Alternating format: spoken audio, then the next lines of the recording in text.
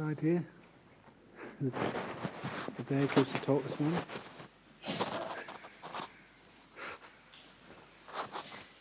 Oops.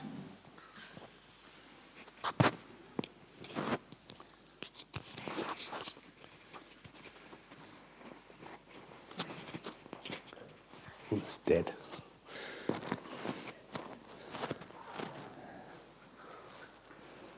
Behave.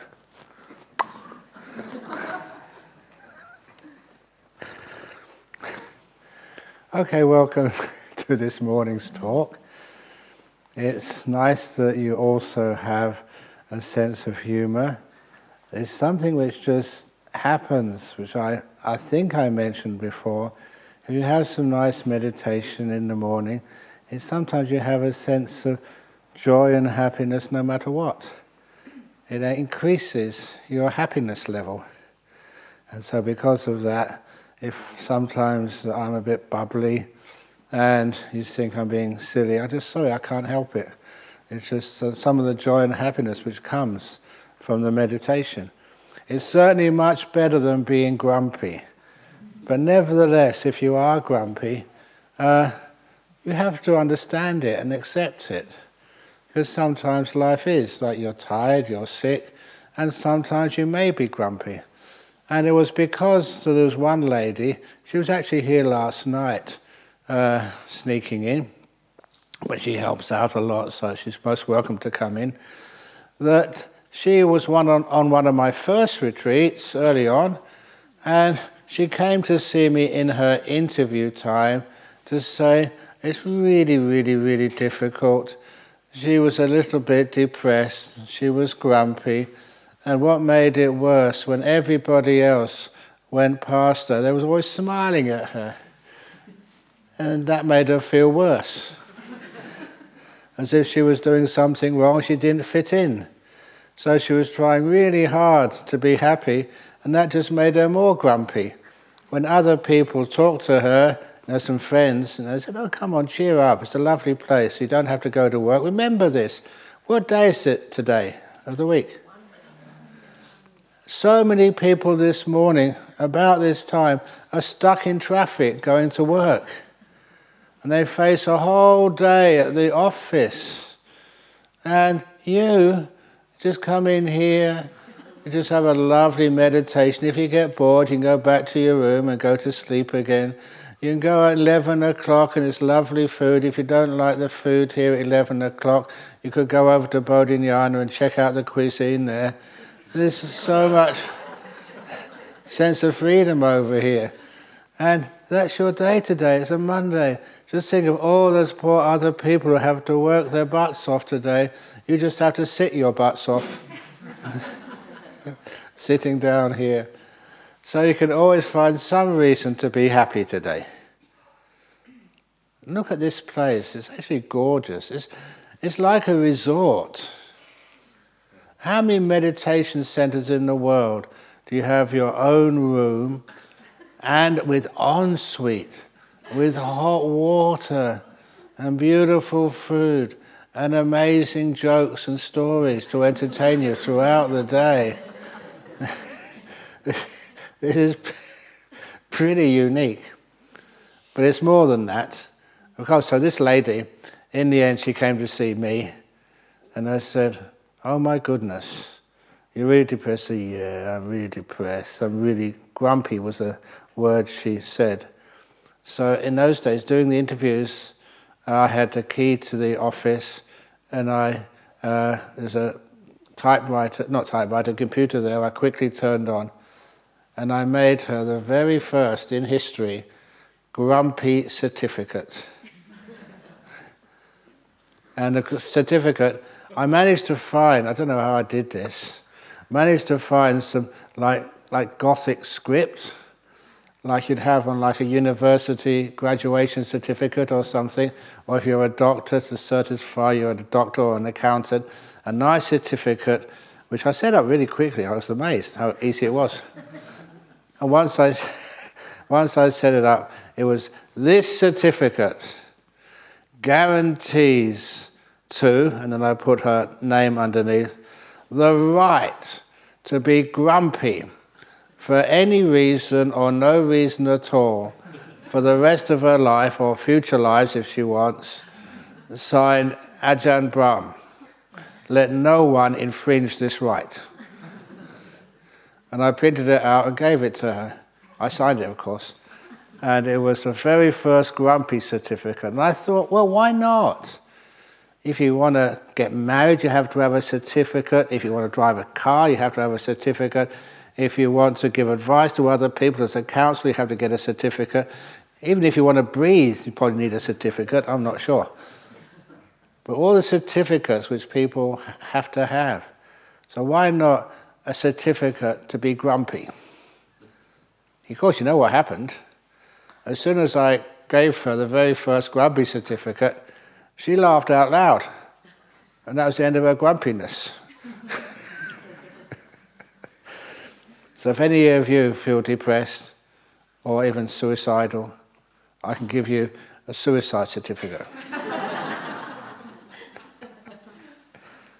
Because that happened once. You know, there's the case of the suicidal spider. You don't know that story? Well, have a think, it's logical. There was once this spider who made its home in the corner of a new house. There's no other spiders there, so I thought, well, I bet you need one.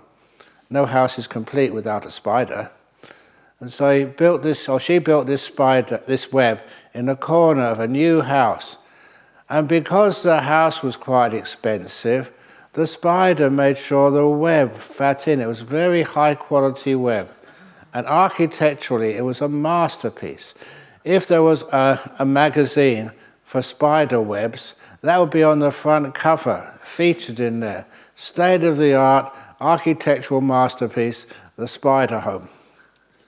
And it took such a long time to build the house. Have you ever built your own house somewhere? Sometimes it takes, or just even renovated, it takes a long time.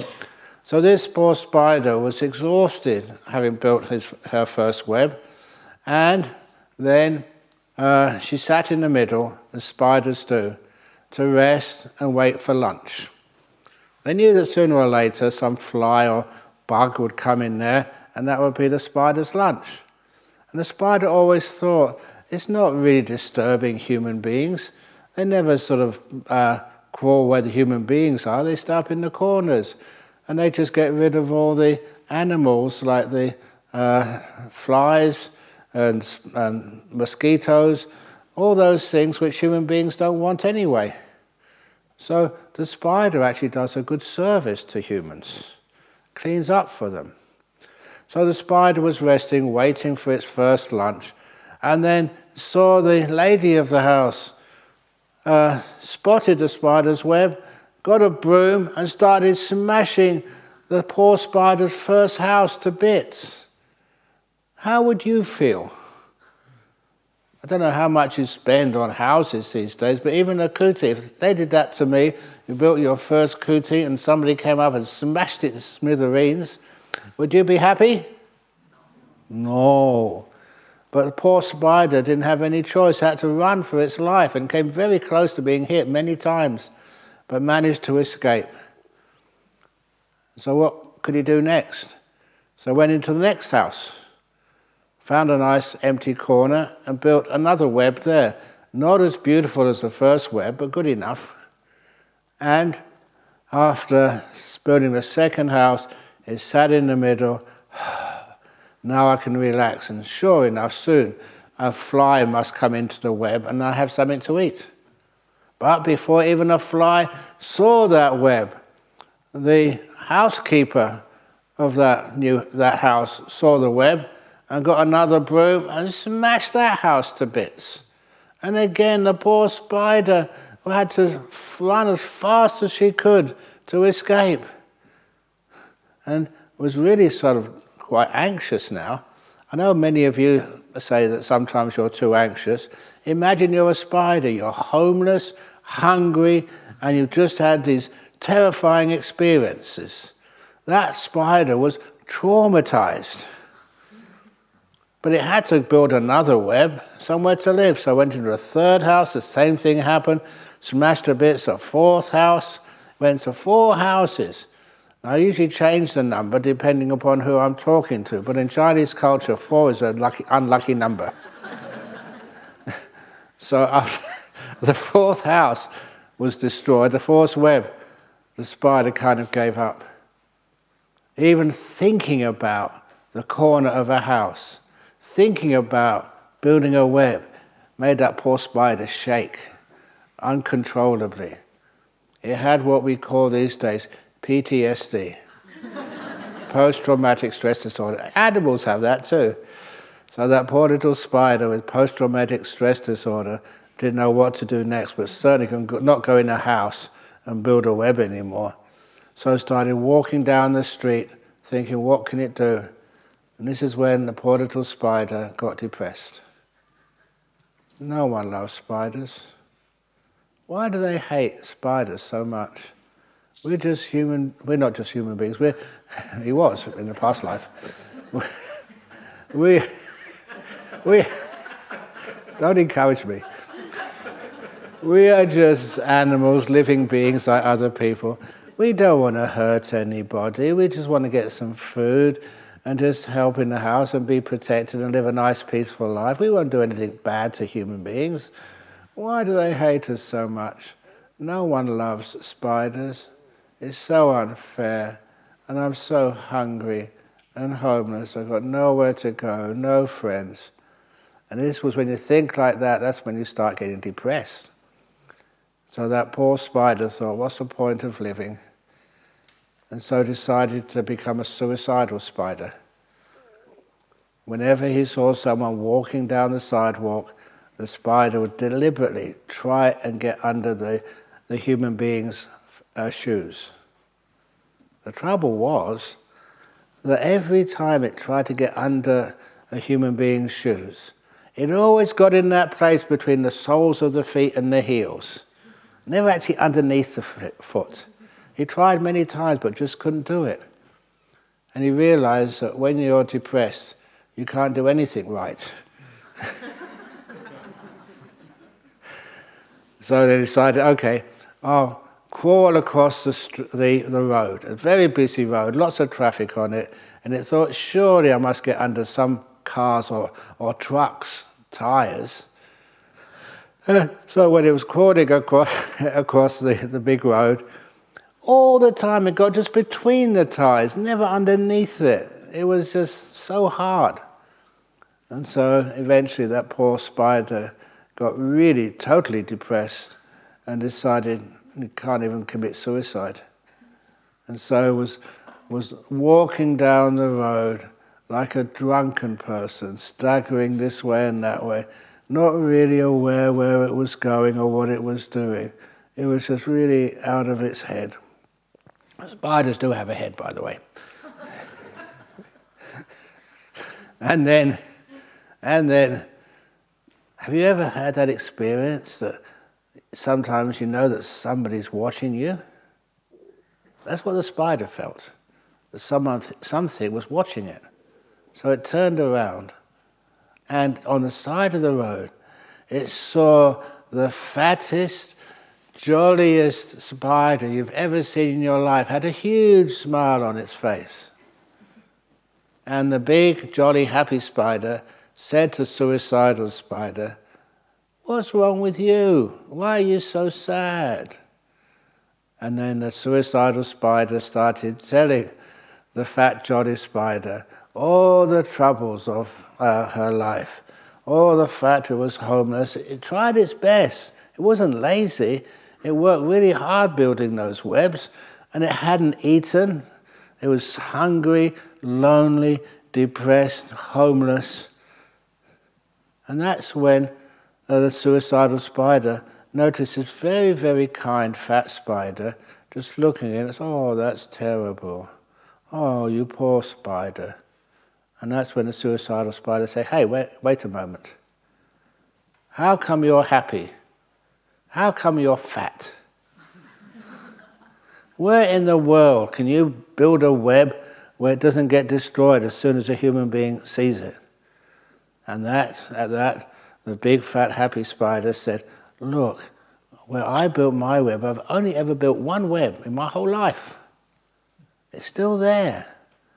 And I catch lots of food. Actually, I catch enough food for about 10 spiders. If you want, you can come and stay with me. So that's very nice, but this must be a trick. Where in the world can you build a web where no one ever disturbs you?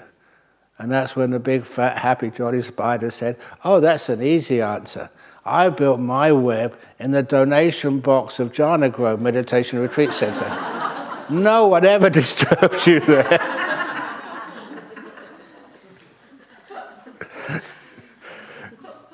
So you can check it out. I think we still have the donation box. There's lots of space in there. So anyhow, a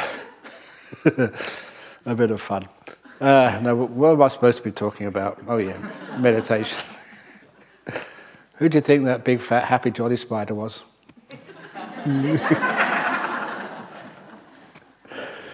anyway, with the meditation, okay, I don't know how much meditation you've done here, how much time, because if you keep on sitting down on chairs, on cushions, I should have mentioned that earlier, you don't have to sit on the floor.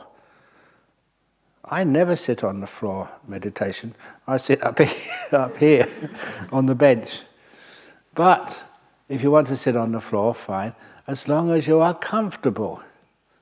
There's no extra bonus points if you sit full lotus on broken glass.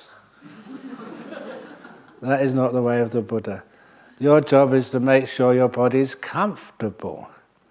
I mean, not too comfortable. But sometimes people take me at my words and exaggerate what I said. Oh, we've got to be comfortable. So they bring their special meditation seat over here. It's called a lazy boy armchair. And sometimes you can imagine that. You have all these controls here. And so if you need to go back, you can get it so it reclines. If you need to know you're a bit sore, it has its own massage implement in there and massages you in your chair. I've seen some people's cars have that. You can press a button and it massages you, and sometimes it's really warm. If it's really cold outside, the seat gets very warm. And they have all this, Jhana Grove. How long have you been coming here? Shouldn't we have your personalized meditation cushions?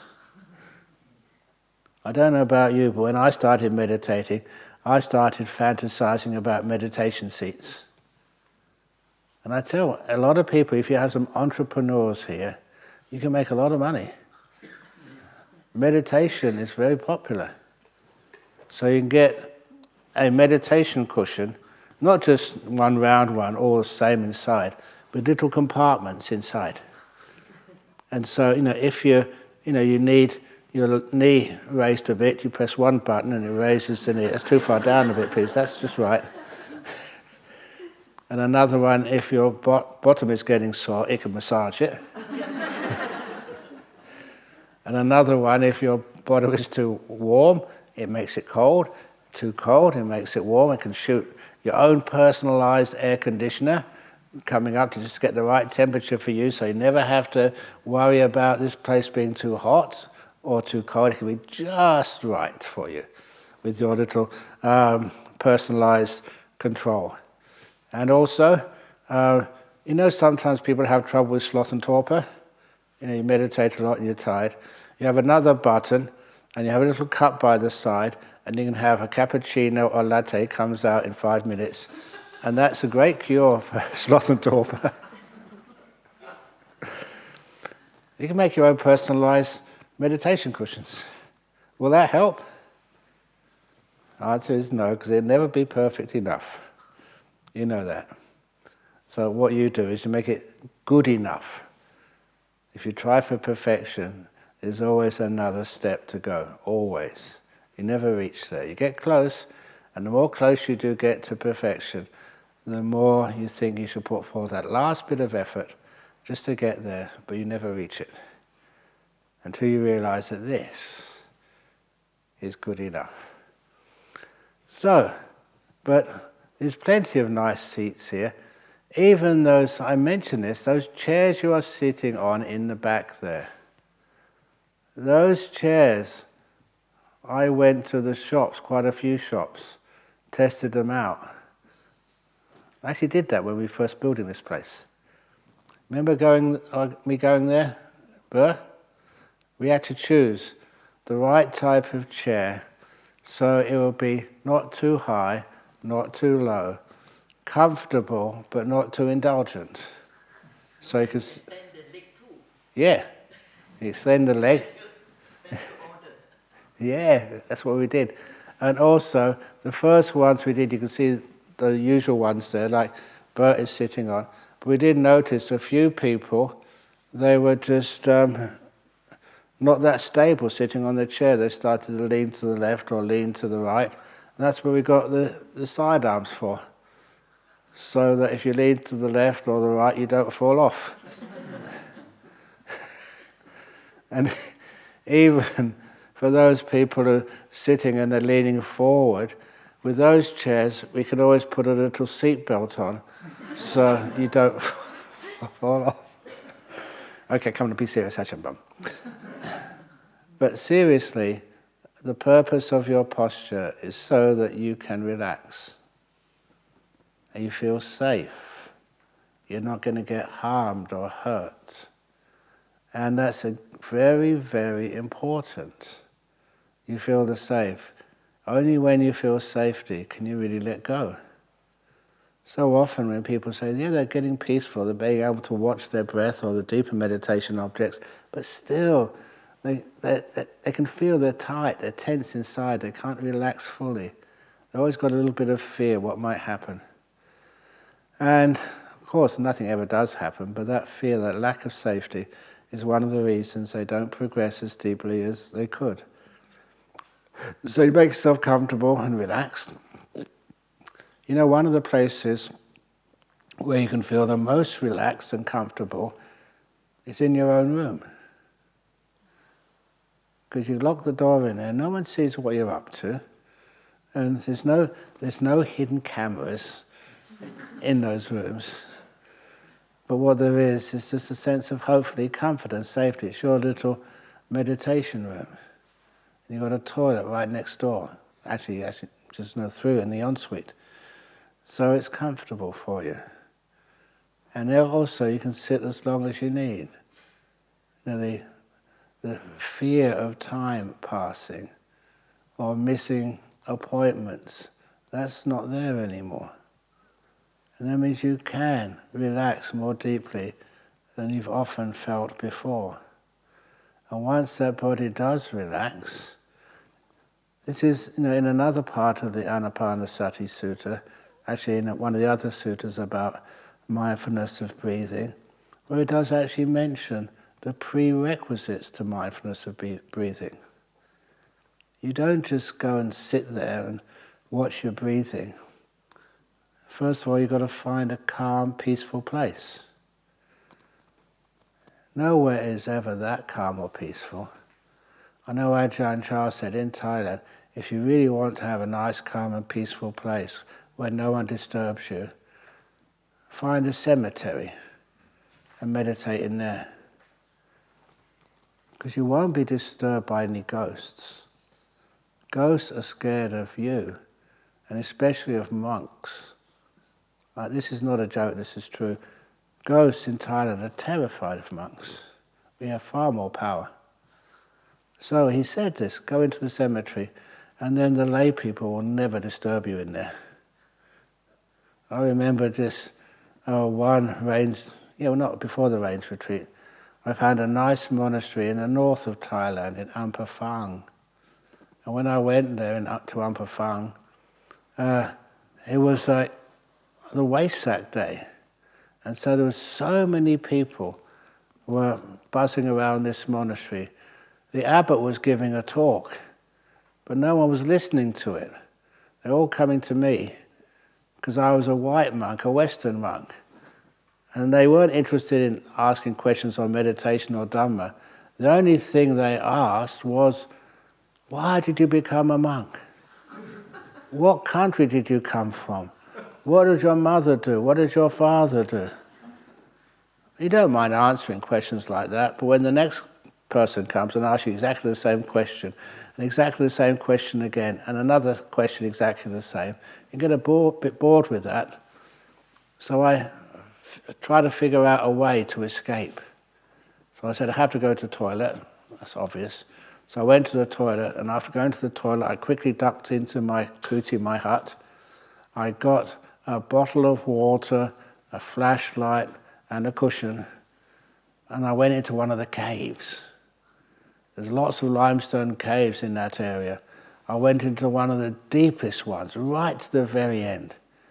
And I thought, wow, at last I've escaped. I can have some peace and quiet now and meditate in silence. So I sat down and started meditating. After about 2 or 3 minutes, you could hear a noise. A noise came louder and louder and louder. And I could understand Thai and even Northeast dialect, a Northern dialect. This was not Northeast dialect, Northern dialect. Where Ajahn was Northeast, the Isan. And when I heard it, I soon heard what they were saying. They were really bored with the abbot's sermon, so they decided to explore the caves. And they decided to choose my cave to explore.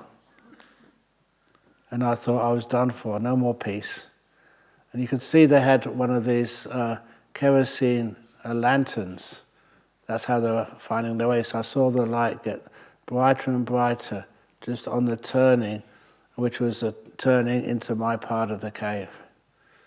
And as it got closer and closer and brighter, I saw this head turn around the corner.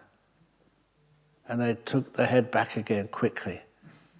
And they said in Thai, "There's a ghost. There's a ghost at the end of the cave." And I thought how lucky I was, because the Thai people are just so terrified of ghosts. But then I heard the conversation, "No, it can't be a ghost. No, it is a ghost, I saw it. No, it can't be." And then 2 heads turned around the corner to have a look, very quickly, and then took their heads back again. And one of them said, "No, it's not a ghost, it's a white monk." "No, it's not the white monk, it's a ghost." And I had my chance and I lost it, because I thought I should go, "Ooh, ooh." But then they had another look for a bit longer, and then they both agreed it was a white monk. So not just those two, they were just the leaders of a group of about a dozen. And they all came into the cave, had no escape, it was at the end of the cave. And then they bowed, paid respects, and then they asked, "Why did you become a monk? What country do you come from? What did your father and mother do for a living?" It served me right, you can't escape.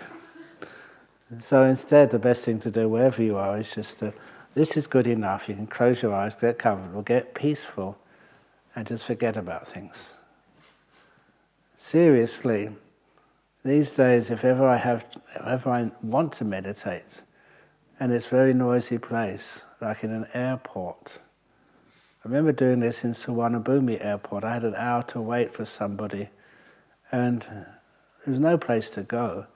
So I just sat on the seat in the arrivals hall and just closed my eyes.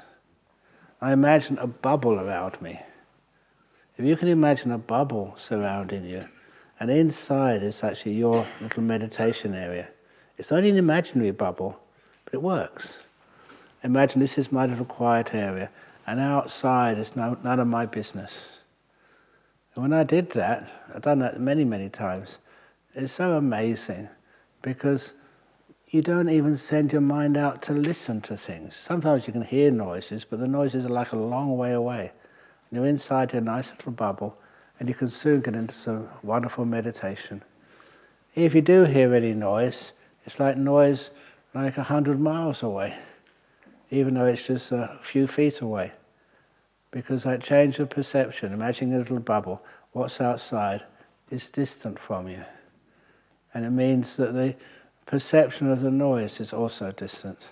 And you can get some great meditation in so many places which people think are impossible. But that's only when you understand what meditation is. To learn the meditation, it's great coming to a quiet place like this, which is safe, and you don't have to meet anybody's expectations. In this retreat, I am not going to assess you at the end of this retreat. I'm not going to grade you. Okay, I used to be a school teacher, but I'm not going to give you a report at the end of your 8-9 days retreat, not like a school teacher does at a school. I'm not going to hand you this little piece of paper which says F or A. Who wants an A? Who wants an F? A lot of times you don't know what those grades mean. They're just letters, for goodness sake. I remember telling some kids once, school kids, I said, did anyone ever tell you what A means, what B means, F means? And when I explained it to them, they were very relieved. I say, if you get an F at school, F stands for fabulous, fantastic. If you get an E, that's excellent. If you get an A, that's arrogant.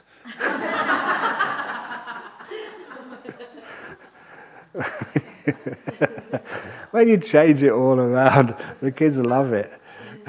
They'd always try their best. I trust the kids, but they're not imprisoned, afraid by the idea of grades. And hopefully you're not here either, afraid. What you're here for, the main purpose of meditation. This is something which I missed out saying last night when you asked that question. What's the purpose of meditation? This is what Ajahn used to say, and it really made a great influence on me, but it's also just how the Buddha taught as well. We never meditate to attain something.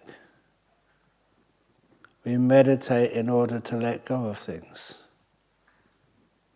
Not to get more things, but to lose things. Which is why when somebody told me that there was this show on TV, I'd never seen it, and the show was called The Greatest Loser. Many people want to be winners. But as a monk, I encourage you to be the biggest loser. In this room, who was the biggest loser?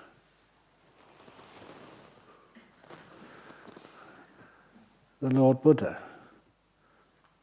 Why? He lost all that suffering, all those desires, all that ill will, all those burdens of memories from the past, fears of the future. Lost all worry about health or non-health. Lost all worries about where he's going to sleep tomorrow night or what he's going to eat. The Buddha lost so much. What we take as important possessions, bye-bye. He let go.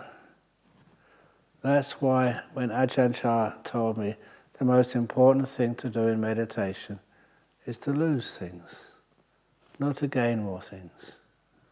So don't ever think this meditation is to gain more attainments. If you go to university, then you have to get attainments. You have to get, it just was endless.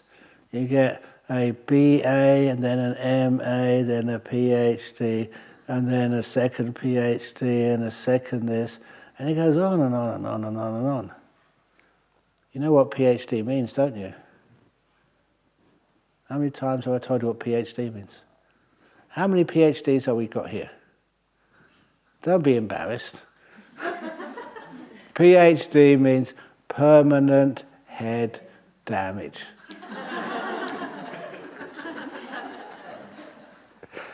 I really respect people who've worked that hard, and they're qualified now. But just what does it do to your brain? Often these days, am I a meditation teacher? If I went to some countries, I wouldn't be allowed to teach meditation. I've got no qualifications. I haven't got a degree in mindfulness. I haven't done a course on advanced mindfulness therapy techniques. A lot of times you wouldn't be allowed. You know what they would do if I was going to teach them meditation, and say in the United States, at some big college or something, they'd ask me, oh, you've got to do a test first of all. And they'd give me a book to study. They'd say, look at this one, Mindfulness, Bliss and Beyond. Study that. This has actually happened. There was this guy a long time ago, shows you how things don't change that much. It was a clinical psychiatrist here in Perth. And he told me that over in Sydney, the College of Psychiatry had invited this professor from the United States to come with them for 1 year so they could actually learn from him, some other techniques they hadn't thought of before. And when this American professor arrived in Australia, he had the ordinary visa, but they said, no, you cannot teach. So why not? Because you're not qualified. And he said, you have to do at least a test to make sure that what you say you do know. So they gave him 2 books to study. And when he received the first book, he told these examiners, who wrote that book? It was me! I wrote that book, said his professor. Doesn't matter, you still have to do an exam on it. Do they do those things in Hong Kong and Indonesia as well? Even though you know everything about it, you wrote the book, still you have to do the exam. So he passed. Thank goodness. So anyhow, going back to the meditation, the real job of meditation is not to get another certificate on the wall, it's to get rid of all your certificates. So you don't need them anymore. So your sense of freedom, the inner peace. You're not cluttered by anything. There's something which I mentioned many years ago. It was actually an interesting group. These were in the British Army. I was visiting UK, and the British Army would have to have seminars for all the different faith groups in the British Army. And I was surprised too. There were a number of Buddhists in the British Army. I thought, this is weird. This must be like support staff, like dentists or dental technicians and stuff. They can't be frontline troops fighting in Iraq. There were. These were young men and women who become Buddhists after they enlisted. But nevertheless, they wanted advice and help. When you're in a firefight and your life's on the line, your own life, and those of your friends, what should you do? And honestly, I love the difficult questions like that. They test me out. And one of the things I said to them, which I always remember them saying, wow, thank you, that's really good advice, was never let your learning stand in the way of truth. We all have learning and say, no, you can't do this, you can't do that. Don't just follow learning. Go deeper than that. What is the truth? How do you feel it? The learning is a guide getting you close to the truth. But to go that last step, that's where you have to follow. What this thing is, intuition, the truth, the situation. The truth is not contingent on all the rules and regulations. It's much deeper than that. Often the rules and regulations get you close enough, but to get that last step, that's something else. Just like one of those, I think the first night, I mentioned something like abortion. This is not being in an army anymore, this is your life. what is the truth there? That's where you find out for yourself. A monk can help you get close to the answer, but you have to make that last step, what to do, how to do it.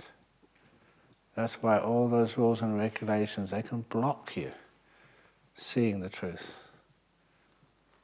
Never allow all your learning to stand in the way of truth, which is right in front of your eyes.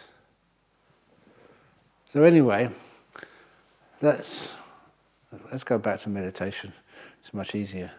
But you're paying attention, weren't you? Because these are real life issues. And when you have this meditation, you know, what I do is if I've got a decision to make which is very difficult, and you can't, it's something which Ajahn Brahmali pointed out to me years ago. There's no such thing as black karma or white karma. It's always a bit of black and a bit of white. It's always mixed up. What is good, what is bad? What is the right thing to do, what is the wrong thing to do? But one thing which I have understood over many years, when you have a decision to make, I usually leave it for at least a day. And so you meditate on it. I don't mean you keep asking the question, you just keep your mind still. You put that information or that problem into the computer and give it time to work it out. And a lot of the time it does it subconsciously. You're not aware of what you're doing, but after a while, just the answer becomes very, very clear. And amazing solutions come up. I still remember this one lady.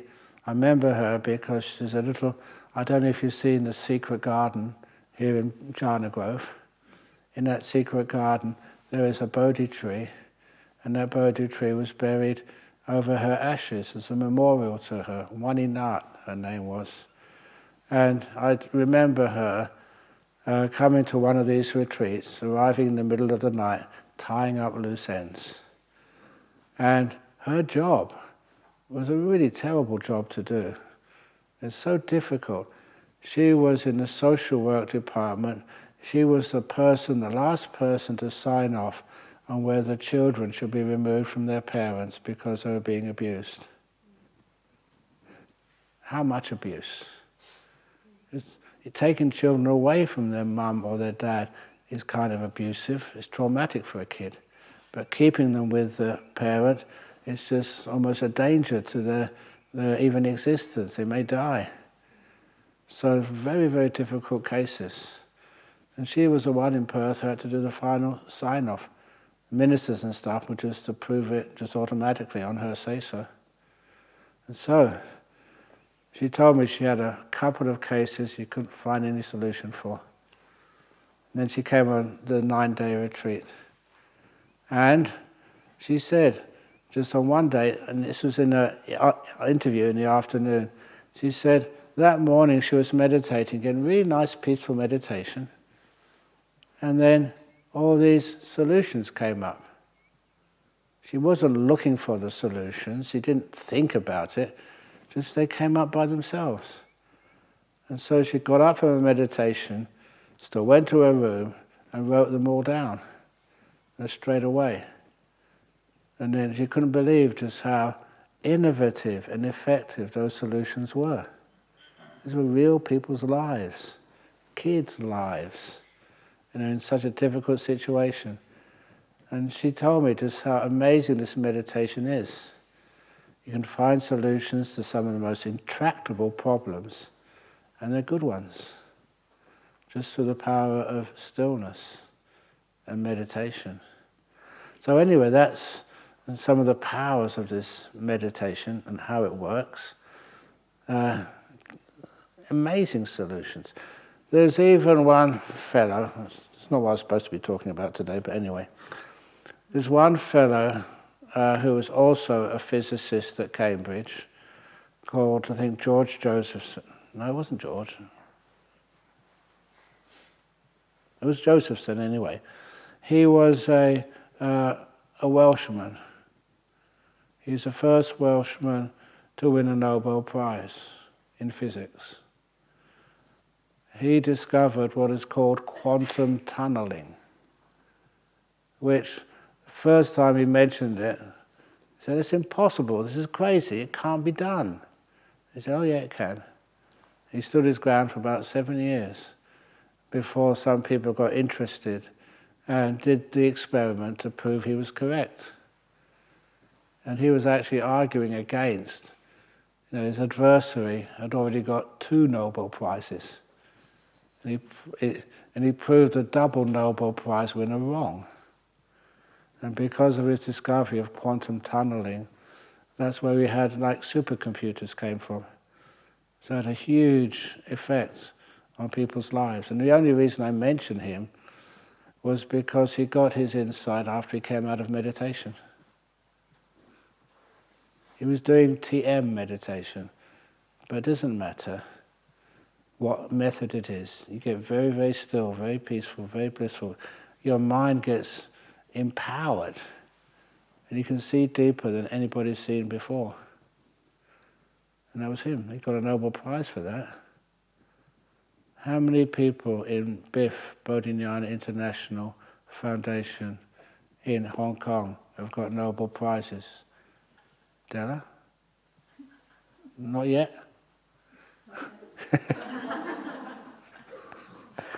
Freddie? Have you got one yet? Nobel Silence Prize. In Indonesia? Why not? Come on. But when I hear tales of that and check them out and find them true, that just gives you an idea of what's going on here. But in order to get to that deep state, you can't want anything. If you want something, you destroy the process. You want to let go of things. See how free you can be. One of those similes for meditation is the simile of the hot air balloon. Have you ever been in a hot air balloon rising up into the sky? If you have, imagine you're in that balloon by yourself. And you go as high as you possibly can. But it's not high enough yet. So what do you do to go higher? You look for any weight in that balloon basket and throw everything out. Any sandwiches, any drinks, any water, any weight at all. Any cameras, any teddy bears, whatever, you throw them all out to make it as light as possible.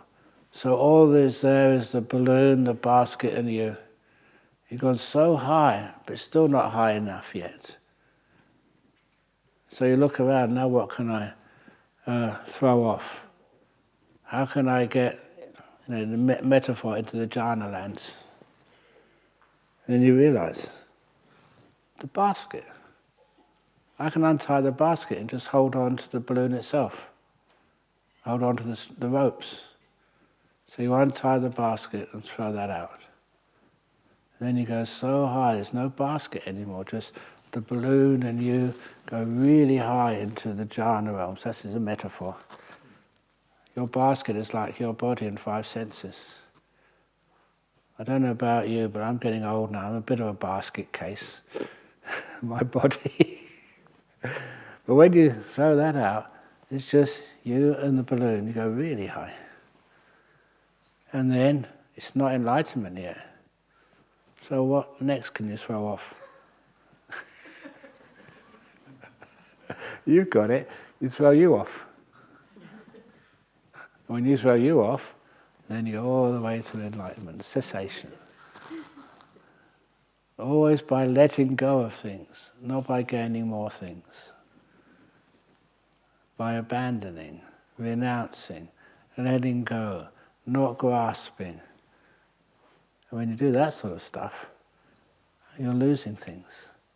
And the more you lose, the higher you go. Until you kind of like disappear. And there's no Freddie left anymore. No Ajahn Brahm left. That's one of the reasons why I've said this many times, and here it comes again. when it comes actually to how you're doing the breath meditation, I'll talk about that this afternoon in the sutta class. It's not just the sutras, as you know, yesterday I had so much in there, but it's a nice place to do like the exact how-to. But the main part of this is when many people kept on asking me, Ajahn Brahm, you talk so much high states of meditation. Ajahn Brahm, do you really know what you're talking about? Because it becomes a controversial subject these days. I haven't got a clue why, but nevertheless people think, oh no, you don't have to get jhanas, you can go to enlightenment another way. And the idea is, no, you can't. You have to go through jhanas. And if you want to find out which particular sutta, Mahamalunkyaputta Sutta, it says you can't even get to the third stage of enlightenment. That's being a non-returner. It's one stage less than being fully enlightened. You can't get to enlightenment without having having abandoned what they call the fetters. And what the Buddha said in Mahamalunkyaputta Sutta was just so powerful. He said, you can't even know what those fetters are unless you've actually achieved or experienced a jhana. And you can't without going through those jhanas. That's how the Buddha said. So somebody once asked me, some of the Sri Lankan monks, I respect them because they're very smart, they've been well educated, and they know what the sutras say, a lot of them. And they were actually telling me, these were monks, they said, look, Ajahn Brahm, you can't get out of telling us the truth, because I know it's against the rules to say, what meditations you've experienced, especially the deep ones, in front of lay people. It's one of the rules there. It's the 8th Pajitya. Is that true, monks? Good. But they said, we're only monks here. There's no lay people, not even any novices, when they asked me this question. So you've got no excuse. Ajahn Brahm, can you experience jhana? I was put on the spot. How am I going to answer without breaking the rules? What am I going to say? I'll let you know tomorrow. No, I won't. So, I looked at all these monks, they read all my books, I'd given them lots of instructions and teachings, so they had a lot of confidence in me. So I looked at them and said, okay, Ajahn Brahm cannot enter jhana. That's what I said. That was true. But a lot of you, I'd expect you to be a little bit suspicious of what I say. A lot of times it's a bit tricky. And I explained what I meant. Ajahn Brahm has to disappear first. And then the jhanas happen. They are not personal attainments. It's what happens when the idea of personally attaining things totally vanishes. There's no person. You've all heard Buddhism talk about non-self. This is not just a theory. This is a truth, and it's really important. If any of you get into these really close to deep meditations, please abandon your sense of owning this, the being your doing, that you made it happen, that you are experiencing this even. The reality is very different. The reality is happening, but it's not you as you know you. It's like you vanished. Your awareness is there, but it's not you. Do you understand that? No, you don't.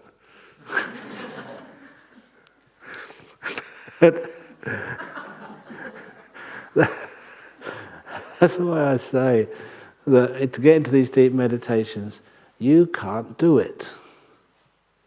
You don't do it. It happens when you stop doing. When you renounce, you let go. And this is what will happen to you, each one of you, sooner or later. You'll be sitting there getting very peaceful, very beautiful, the body's disappearing, the mind's getting incredibly still. Who's doing this? It's not you. It's not another being. It's like nature, it's a default state of the mind. When you don't do things, things become so still that many things turn off. They disappear, they vanish. And the deep vanishings give you so much freedom and bliss. You're experiencing the jhana. But you can't do it. And you can't take a photograph of it and try and keep it. You can't get a certificate about it. It's happened. But you don't deserve to claim it.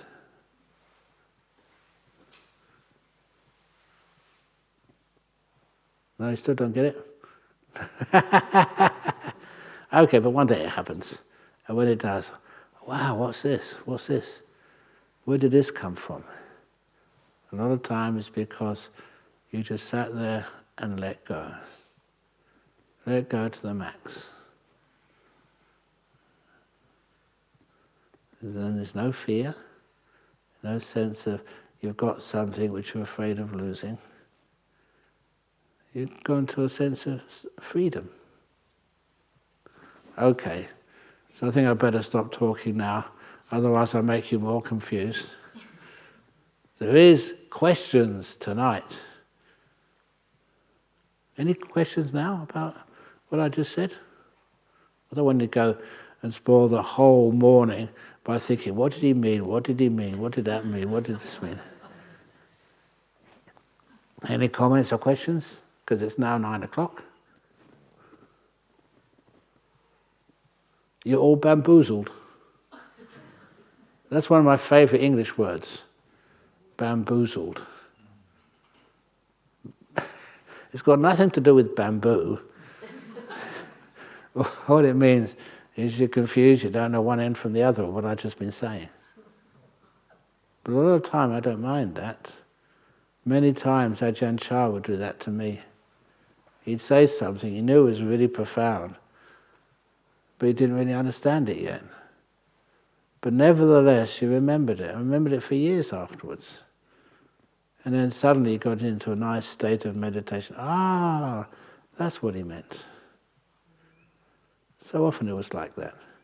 For example, one of his stories, I'm just going on a bit longer for the sake of your happiness, so you don't pack your bags and leave this afternoon.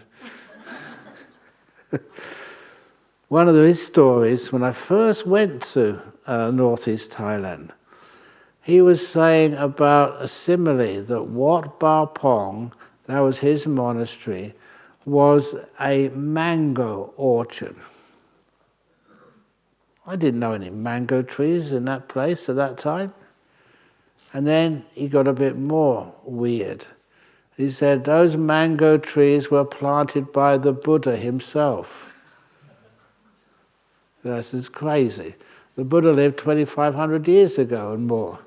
And if he did plant any mango trees, they'd all be dead by now. The mango trees don't last 2,500 years. And anyway, the Buddha actually never came to northeast Thailand.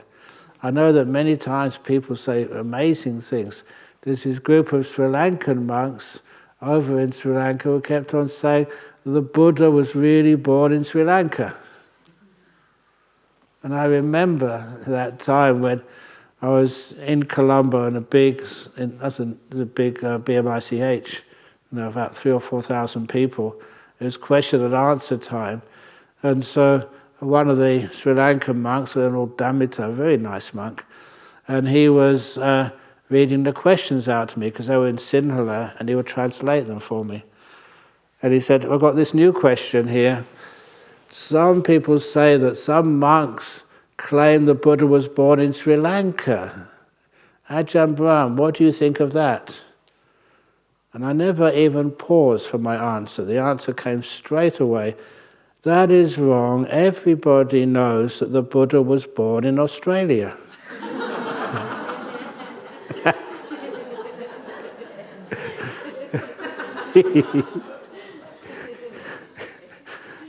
And I remember that he just cracked up laughing. It took about 5 minutes before he could translate that into Sinhala. And I said, a silly question deserves a silly answer. So that was a very powerful answer. So anyhow, so Ajahn Chah, he continued by saying that those mango trees are still alive, and they got so many ripe mangoes on them, almost on every twig. They're almost dripping with ripe mangoes, and they're the sweetest and juiciest of mangoes you could ever eat. They're planted by the Buddha. And he said, there's a problem though. It's actually getting one to drop so you can eat it. If you throw a stick up at the tree, it will never cause a mango to fall. If you shake the tree, the mango won't fall. You can't get a chainsaw and to cut it down, it won't be able to penetrate the bark. If you get a ladder, no ladder is tall enough to get those mangoes. You can exaggerate that now. It didn't have like cherry pickers or helicopters in those days. If you had a helicopter, still you wouldn't be able to reach those mangoes. He said there's only one way to get a mango from one of those trees planted by the Buddha. He said you have to sit perfectly still underneath a mango tree. That's number one. Perfectly still. In meditation, deep meditation. And then you hold out your hand, and a mango will fall right into it straight away. That's the only way to get the mangoes from the tree planted by the Buddha. I'm looking at your faces now. That's what my face must have looked like when I first heard that. That was ridiculous. No way, that can't happen. And if you did sit long enough for a mango to fall, where would it fall? On top of your head probably, never in your hand. But then years and years and years went past, and I remembered that simile. That was absolutely gorgeous. Such a beautiful, accurate simile of how to get the deep meditations, the insights, enlightenment stages taught by the Buddha. Sit perfectly still. Let go, don't strive. Hold out the hand of kindness. Sometimes that's what people forget. Kindness, compassion. If you have that stillness and that kindness, a mango will fall right into your hand. Guaranteed all your money back. You don't pay me any money anyway, so I've got nothing to worry about. Okay? Sadhu, sadhu, sadhu. I hope you enjoy those deep questions, because it just pushes you deeper. The beginning of this talk was just the easy questions about life. But now this is going to the deep stuff. Best of luck. See ya.